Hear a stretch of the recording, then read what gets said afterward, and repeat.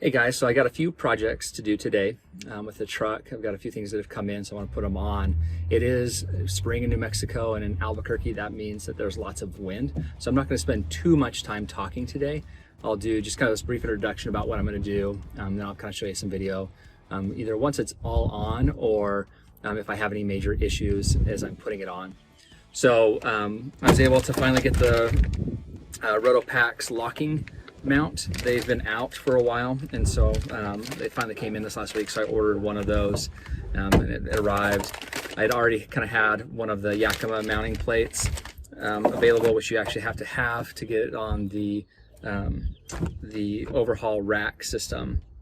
I only have two gas containers right now. I was gonna get a water later, so I've got these hooked together, and I'm gonna install them just like this and use the containers themselves to kind of guide where I put those mounts on that cross beam. In the future I'll have to do something else, because I will have two gas containers, which I'll have side by side, and then probably a water towards the back. One thing to know about the RotoPax locking mounts is that they don't work with the extension, and so you can only have one on at a time with that. So at some point I'll have to kind of figure that out, what I want to do. The other piece that I had come in were my traction boards. I went with the Tread HDs. For me, it was the combination of price and performance why I went with these.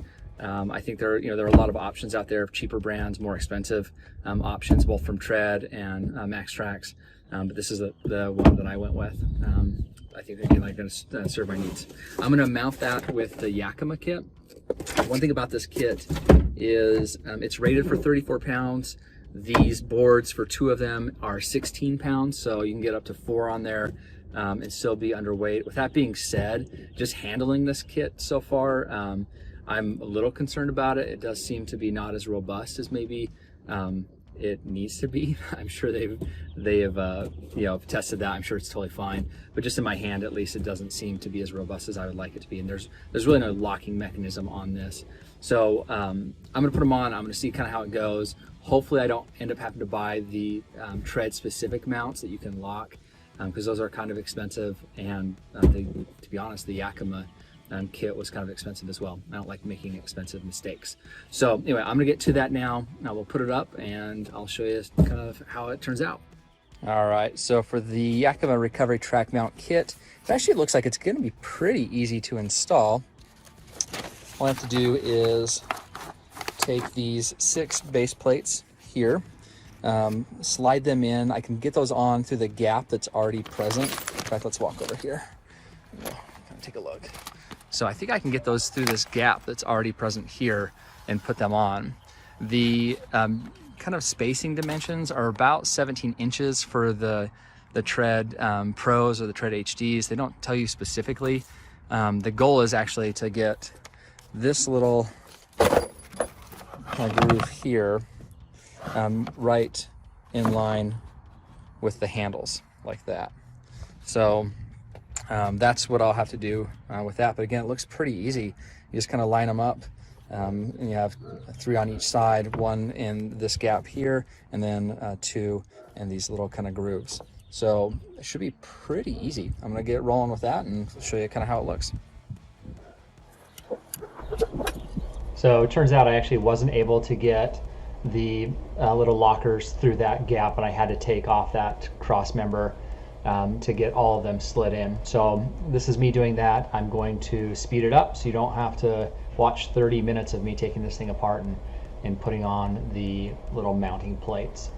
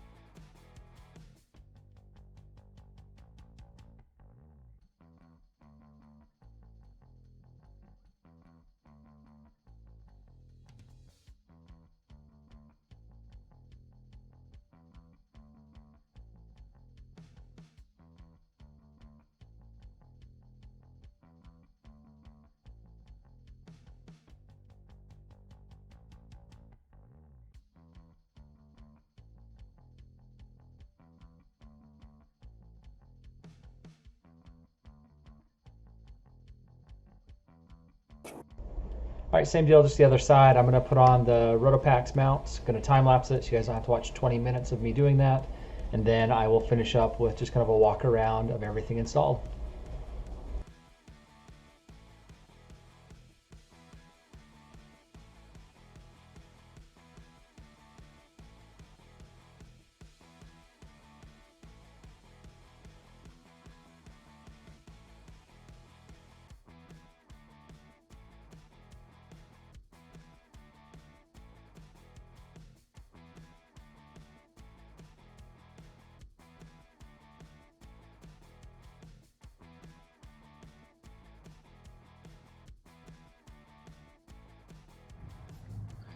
All right, so I just finished up putting on the extra RotoPax mounting kit, the one with the lock here.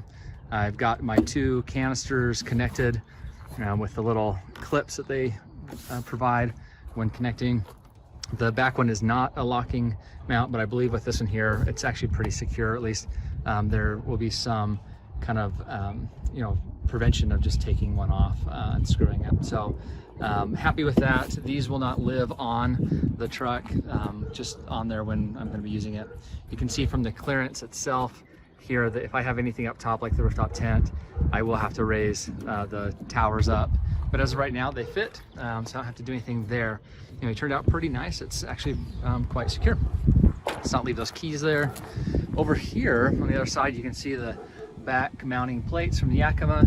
Actually a little bit more robust than I was expecting. Pull on that and they're actually pretty secure there.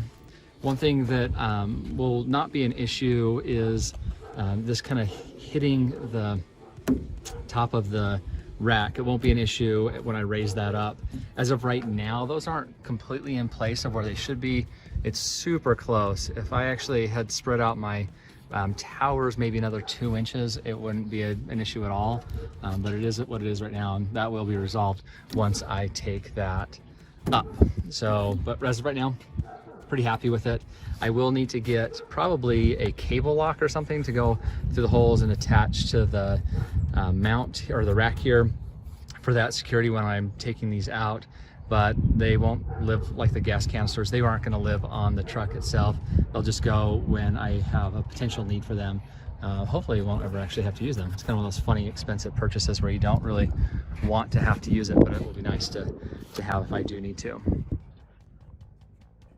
All right, so those are the additions that I've put on there. I don't have anything else coming in the near future. My Go Fast Camper rooftop tent, I think, is actually supposed to get here next month. Fingers crossed. That was like an okay sign. Fingers crossed that we get that in April so we can start using it. But as of right now, I think I'm going to hold off putting any more kind of major things on the truck until I kind of get that and see what else is available. So thanks for joining me today, and we'll see you next time.